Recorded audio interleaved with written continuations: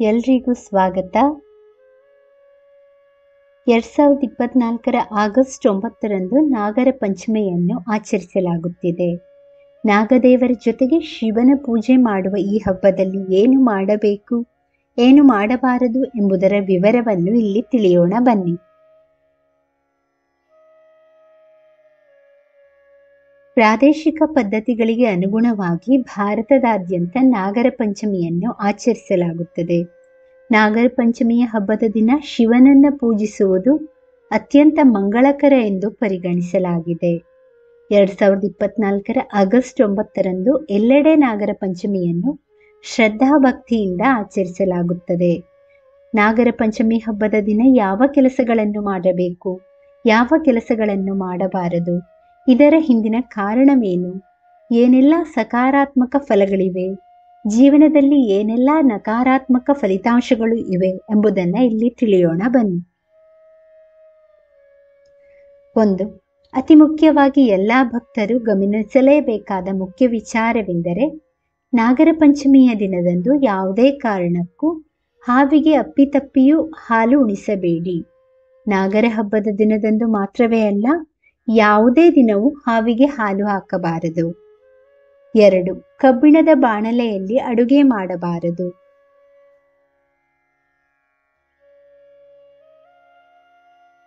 ನಾಗರ ಪಂಚಮಿಯಂದು ನಾಗದೇವತೆಗೆ ಹಾಲನ್ನು ಉಣಿಸಬೇಕು ಎಂಬುದನ್ನು ಜನಪ್ರಿಯ ನಂಬಿಕೆ.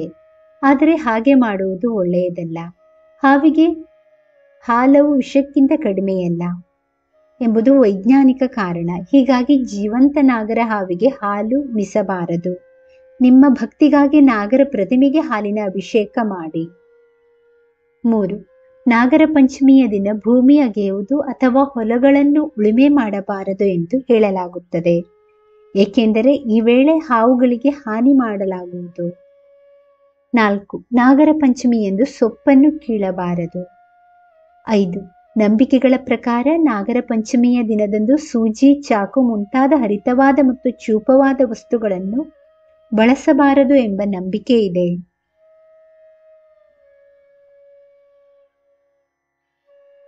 ನಾಗರ ಪಂಚಮಿಯಂದು ಏನೆಲ್ಲ ಮಾಡಬೇಕು? ಇನ್ನು ನಾಗರ ಪಂಚಮಿ ಹಬ್ಬದ ದಿನ ಏನೆಲ್ಲ ಮಾಡಬೇಕು ಅನ್ನೋದನ್ನ ನೋಡುವುದಾದರೆ, ಮಂಗಳಕರವಾದ ಈ ದಿನ ಕೆಲವು ಆಚರಣೆಗಳನ್ನು ಮಾಡಲಾಗುತ್ತದೆ. ಇದು ಹೆಚ್ಚು ಪ್ರಯೋಜನಕಾರಿ ಎಂದು ಪರಿಗಣಿಸಲಾಗುತ್ತದೆ. ನಾಗದೇವತೆಗಳ ಆರಾಧನೆ ಮಾಡುವುದು ಹಬ್ಬದ ಪ್ರಮುಖ ಉದ್ದೇಶವಾಗಿದ್ದು, ಭಕ್ತರು ನಾಗದೇವತೆಗಳಿಗೆ ಸಮರ್ಪಿತವಾದ ವಿವಿಧ ದೇವಾಲಯಗಳಿಗೆ ಭೇಟಿ ನೀಡಿ ವಿಶೇಷ ಪೂಜೆ ಸಲ್ಲಿಸುತ್ತಾರೆ.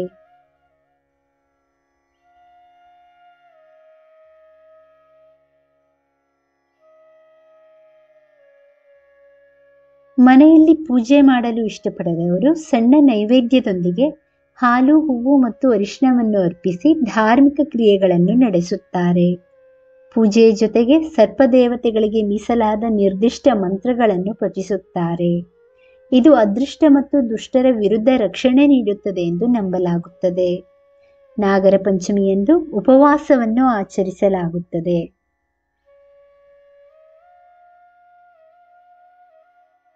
ವೀಕ್ಷಕರೇ, ಈ ಮಾಹಿತಿ ಇಷ್ಟವಾದಲ್ಲಿ ದಯವಿಟ್ಟು ವಿಡಿಯೋನ ಲೈಕ್ ಮಾಡಿ, ಚಾನಲನ್ನು ಸಬ್ಸ್ಕ್ರೈಬ್ ಮಾಡಿ. ಕೇಳಿದ್ದಕ್ಕಾಗಿ ಧನ್ಯವಾದಗಳು. Thank you for watching. Please like, share, comment and subscribe to Ayushvani.